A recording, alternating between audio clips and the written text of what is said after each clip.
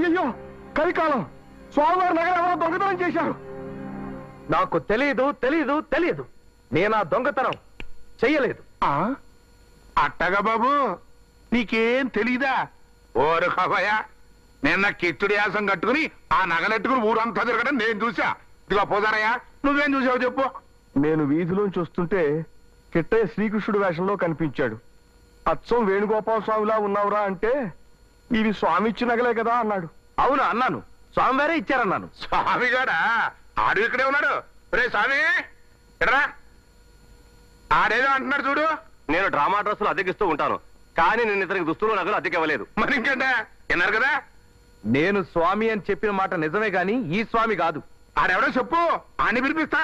ఆ స్వామి మీరు పిలిస్తే వచ్చేవాడు కాదు. సాక్షాత్తు కృష్ణ పరమాత్ముడే ప్రత్యక్షమయ్యి నాకిచ్చాడు. ఏంటి? కిట్ట పరమాత్మ? నీకేమైనా పిచ్చిగానే ఎక్కిందట? పిచ్చి పిచ్చి మాటలు మాట్లాడుతున్నావు.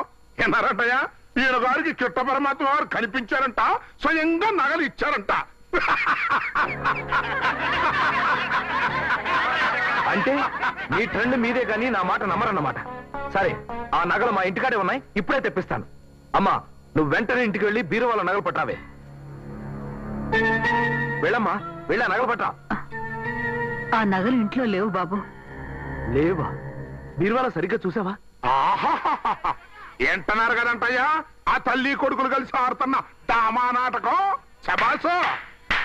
ఈడేమో బీరువాలో నగలు పెట్టాను అంటున్నాడు, ఆవిడేమో లేవు అంటుంది.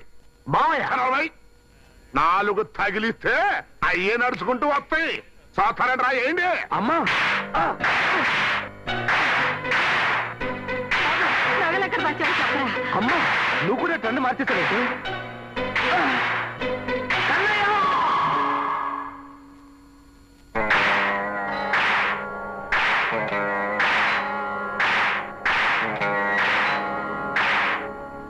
ఏంట్రా సచ్చి డబ్బులు పడతావో?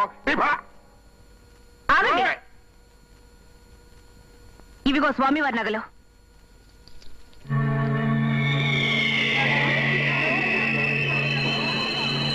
ఎక్కడ దొరికాయమ్మా నగలు? ఎక్కడ దొరికాయంటే ఎక్కడ దొరికితే ఏంటమ్మా?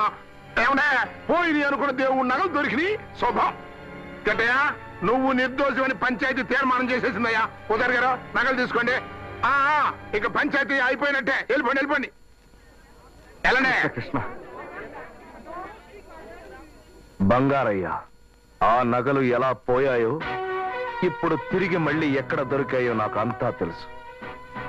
మళ్ళీ చెబుతున్నాను, నీ ట్రెండ్ మార్చుకోకపోయావో ఈసారి పోయేది నగలు కాదు, నీ ప్రాణాలు.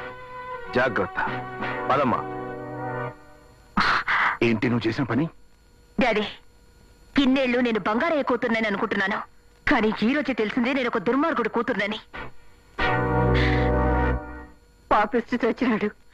మేనల్లుడని కూడా చూడకుండా ఎట్టా కొట్టించాడు. చొక్కా ఇప్పుడు ఎనపూసి రాస్తాను.